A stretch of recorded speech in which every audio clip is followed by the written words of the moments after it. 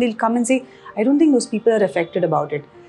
I'm like, you will never know, because it's not according to your standards of how they should be reacting to it. And it's okay if there are times when I've wanted to laugh out loud and I was very scared, thinking that okay, people are going to judge me, and then they'll be like, her skin here, and I think this angle she's looking very fat. That is when my insecurity started. Till the time I entered the film industry, I was the queen of my world. Once I entered, everyone just pulled me down like that. A lot of them were annoyed that I started in Tamil first, and it was not a conscious choice. They just thought that I thought very superior of myself. They said, oh, so she's starting in Tamil, that means she doesn't like the home language. They started saying, okay, she's a little chubby, she has to lose weight. So there were a lot of Hindi-speaking girls who used to come here, with their chataks and mataks and their proper kamars. So I think the whole beauty of South voluptuous women was slowly fading away. Yeah. If not for the incident, would people have, given me so much love? Maybe this form I am in right now, post-pregnancy. Because now, luckily, they are not judging me much. But imagine if things were all rosy, they would have expected me to be back in like the first month itself.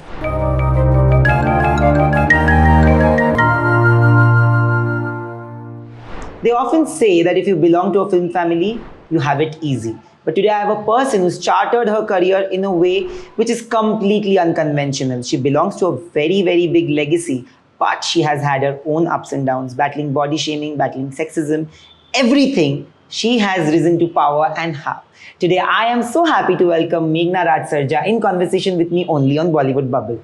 Thank you so much for doing this. Thank you. What a brave journey all through, and can't really begin to thank you for doing this with us, genuinely. No, it's my pleasure actually.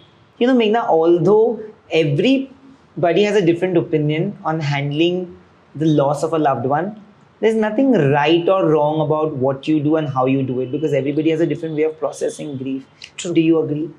Absolutely, because I've had first-hand account of this, and there have been people who have come up to me and expected me to process it it's their expectation of how I should be processing it. Absolutely. And it's not going to happen like that. Because I don't think I'm genetically like that or biologically made in a certain way to act according to what they think is right, There is a certain way I will want to deal with it. And there is a certain way probably my brother-in-law would want to deal with it, And so there are so many people who have come up to me and said, I don't think it's affected another, family member so much. I'm like, you will never know, because it's not according to your standards of how, they should be reacting to it. And it's okay if there are times when I've wanted to laugh out loud and I was very scared, thinking that, okay, people are going to judge me if I laugh loudly. If they're going to ask me, oh, so that's it, done now, over. We're all calm and peaceful. I was scared. Can you imagine that? I was really scared. And if someone with such strong backing from family can have so much of insecurities, I can really think about women who have no backing. Absolutely. What kind of fear they will have in the society. And I'm very unapologetically, vocal about, me having a comfortable life, and there's nothing wrong with it, And when you are showing me sympathy, that's the worst thing one can do. Yeah, no, it's like, there have also been people who have said, she has everything in life, why are you showing her sympathy? I mean, it is nice to know that, yes, I do have, a good family backing. I do have a comfortable life, but that doesn't mean I'm not human. That doesn't mean that, my relationship is fake. That doesn't mean that I can't get hurt.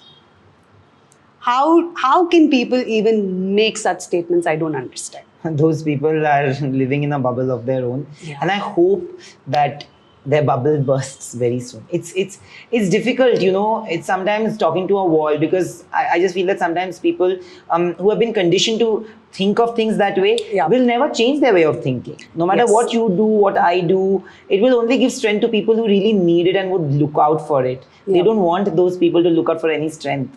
They want them to like completely get badgered under the Yeah, they won't. pressures of grief. Why? And it's sad. It's sad. It is sad, but hopefully sad. it'll change someday. Yeah. There was a point of time that your career has gone through its ups and downs, you know. You started off really young, and we talk about beauty standards today.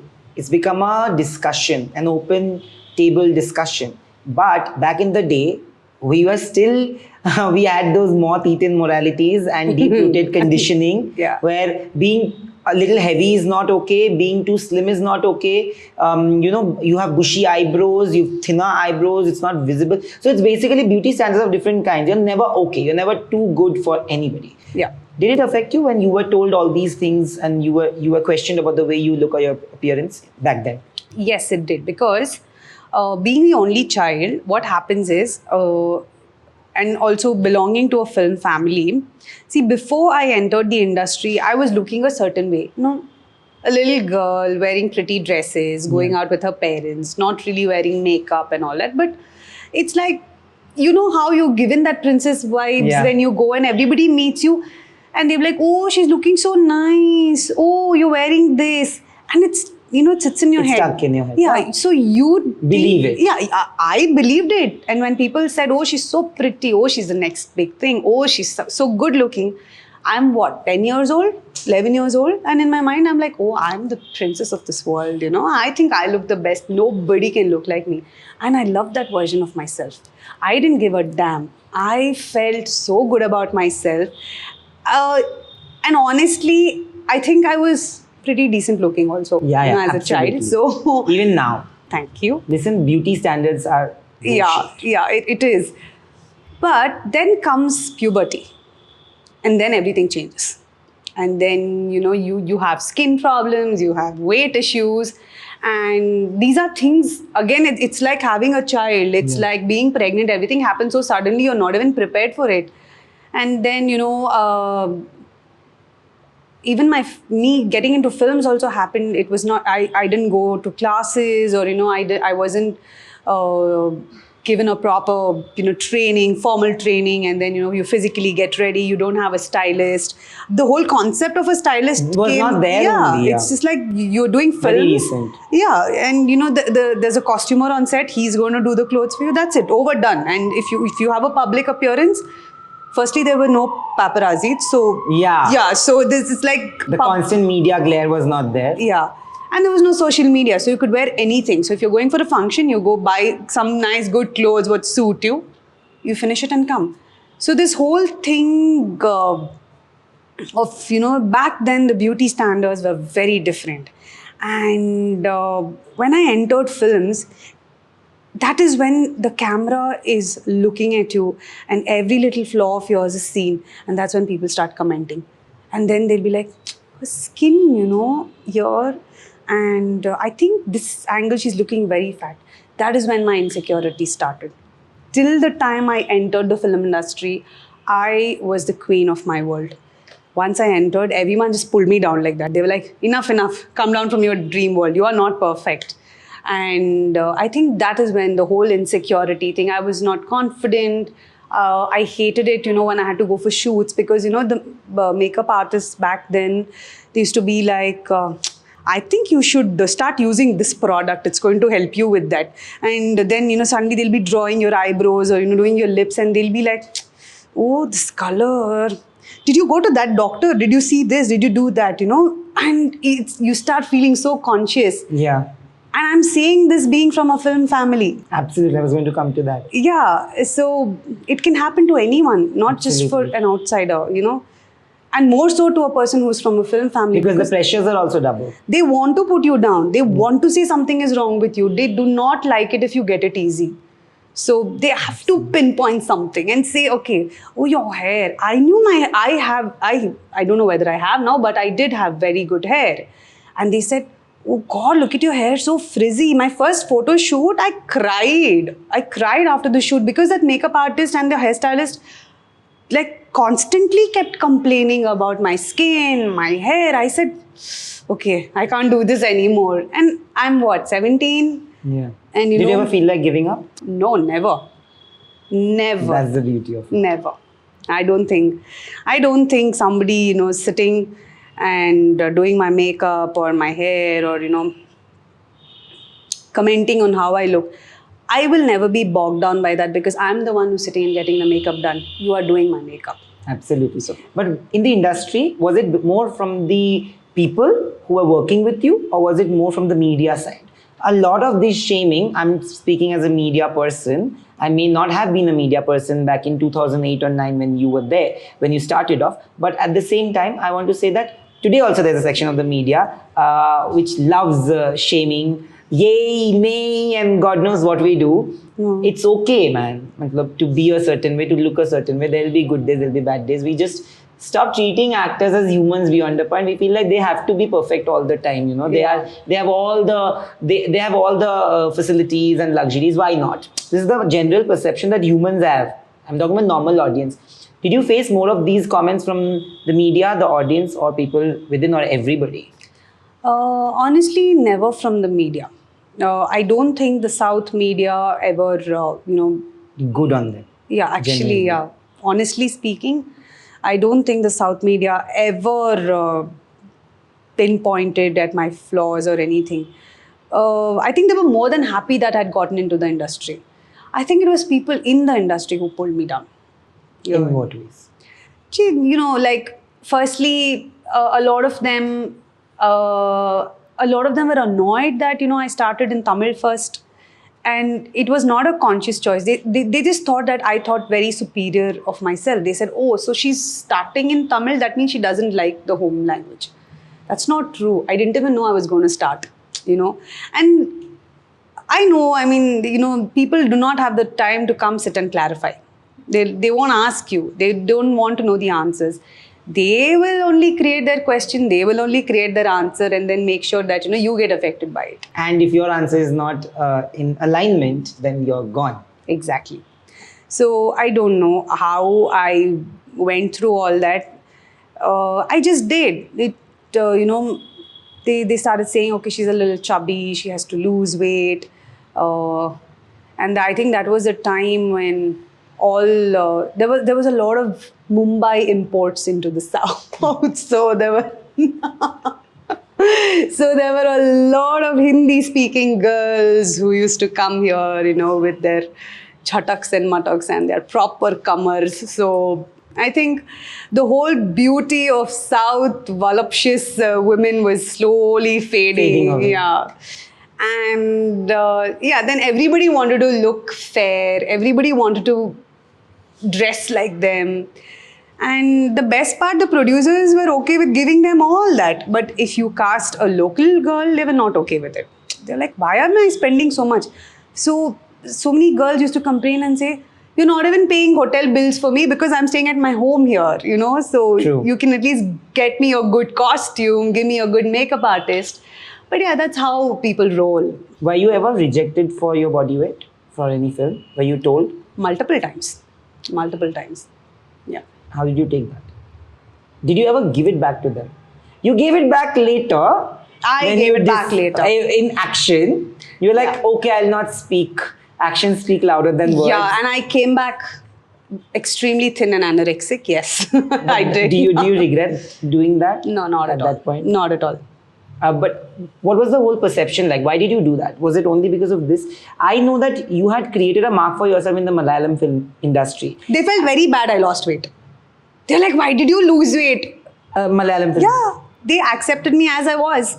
They're like, you are chubby. You are, You have the curves. Yeah, I have the curve. So, and honestly, I see what happens is, again, they found me very good looking, or, they found me perfect to be a heroine for that industry. But then I already have this social obligation in my head, that I'm supposed to look this way to be here, or be in any other industry. So I am supposed to have a very small waist. I'm supposed to not have a round face. I wish I had that proper high cheekbones and everything. And I really disappointed fans back there after I lost weight. But all of my decisions, I don't regret them. But I did gain a good, very loyal and accepting fans here too. And now both sides are balanced well. You've been lovingly balancing films all your life, but like you said, you made a conscious move. You did a film called Beautiful. Was it also because of the state of mind you were in? Because that film is also very loved. What state of mind are you referring to? No, in a state of mind as in, how beauty standards have always been at that point. There are people I know, my closest friends, who feel that they are not beautiful enough because they've been told that. Oh, no. I didn't do the movie because, firstly, I think people should not have this notion that, sometimes we get to pick and choose films. No, we don't. Films are being offered to you, and whatever you get, you can pick and choose in them. You can't just... So there were moments where you didn't have films at all? Oh, yeah, of course. There were like a good 7 to 8 months when I had no films. And it was not necessary for me to have films, I think this is another, wrong thing, because a lot of people think that we are constantly supposed to be doing films. Like, we are a factory and we keep delivering products. It's not like that. Film industry doesn't work like that. It's very different, There is a time when you really want to work and you will never have films in your hand. And then there will be a time when you just want a break, but you'll have a handful of films. A lot of people don't know that. And that's why people in films, it's easier to judge. Absolutely. And, yeah. Also, now that we're talking about body weight and all that, there was also a time when I knew I was the perfect weight, like for healthy weight. I was looking good and I knew I had not gained weight, but it felt really nice to go, to a party or a social gathering or even to a press meet, and when people are like, oh God, you look so nice. And then I used to be like, really, I think I've put on weight. I think I've put on weight here. It just felt so good. Knowing that I have not put on weight, just to say that, and feel so good about yourself. And that person's like, and they'll validate it also. They'll be like, no. You're looking jolly nice. You just want to listen to that. So, I've done all this. I just love that phase. Yeah, I've done all that. But are you more content with the way you are now? Like, are you more secure? Have your vulnerabilities changed when it comes to work? See, I'm a woman. I will get affected, when someone pinpoints my weight. And this is something I've always wondered. If not for the incident, would people have, given me so much love? Maybe this form I am in right now, post-pregnancy. Because now, luckily, they are not judging me much. But imagine if things were all rosy. They would have expected me to be back in like the first month itself. Yeah. And there would be comments. Yeah, there would be comments if I didn't get back. They wouldn't have been this kind to me if not for the incident. That also runs in my mind. And I hope, for people to be kind to one another. I don't think situations should be extreme. We should, in general, be kind. Absolutely. Yeah. Absolutely. You don't need an incident like that to be kind or empathetic towards somebody else. You should generally be doing that. And that's a beautiful thing you've said. But I want to tell you that you've been doing that for the longest time, being kind and empathetic, being that way. To people who deserve it. Oh, really? Do you give it back to people who don't? If they deserve me giving it back to them, then I do. But when was the last time you did that? Do you remember? You exactly spoke my heart. 1 hour ago. Oh my God! To whom? I can't tell you that. Yeah, but 1 hour ago. Okay. You spoke really well about the fact that would people be okay if this incident had not happened to you? It's a question that all of us should ask ourselves. Yeah. More than you asking anybody else. There's been constant media glare in your life all throughout. From the time you were a young artist for different reasons. happy, bad, good, bad, ugly times, Does it become difficult? No. I think I was born for the limelight. So I've never cribbed at all. But I've never cribbed, but I've also wanted days off. When I've not really wanted to respond to messages, not really wanted to give an interview. There were, after Chiru's incident, a lot of people wanted to talk to me regarding it, and I was not ready. I was not ready to come and talk about it. What would you want me to say? It's as simple as that. And why would I want to talk? So things take time. And I'm not saying that, but yes, the media has been very kind to me. They have given me my space. So, and when I said no, they took that answer very respectfully. Absolutely. And now that you're back, I've been told by a friend that you've signed a movie which initially was given to you, the script of which was initially given to you, ki par lo ek bar. Yeah. And then you started imagining yourself as the character, and then you were told. What was the whole thing? I want the audience to know. It like Panna, see, I've spoken about this. He didn't offer me the film saying that he wanted me in the film. I thought he wanted my expert advice on it. So so when he said, okay, I did know that he's starting his production house and all that, because that is what Chiru, Prajwal and Panaga had planned.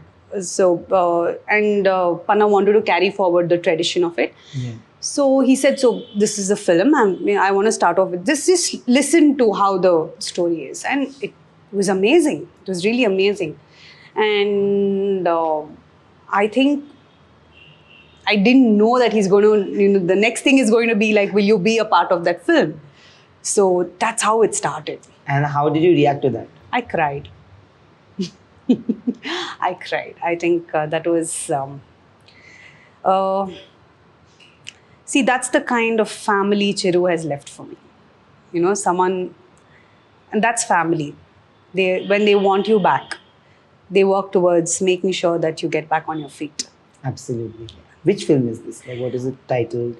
We haven't titled it yet, and we are in the pre-production stage now, doing our rehearsals, working on our dialogues, and we're going to go on floors pretty soon. We announced the film on Chiru's birthday last year, 2021. Yeah. And we've been doing all the pre-production work since then. But respecting the journey you've had, I will walk out of here knowing a person who I'm going to respect for life, for handling the journey the way you have had, to be very honest. I started off saying that it has given me a lot of power, and I hope, and I really hope, that this interview gives all those the power, the strength, especially when they need it and they don't have anything or anyone to fall back on, because there are moments like that where you feel lonely, but it's okay to feel lonely. It's okay. Absolutely. Because you're never alone in that. You're never alone. And I think every time you look for validation, don't look outside. Absolutely. Look within. And like I always say, that this was Meghana Raj Sarja's story with us, and if she can, you can too. If I can, anyone can. Absolutely. I'm the most I can't person, but if I can, anyone can. Absolutely. Thank you for doing this. Thank you. Thank you. Thank you, Nandi. Thank you. Hi, this is Meghana Raj Sarja, and you are watching me on Bollywood Bubble. Please like, share, and subscribe.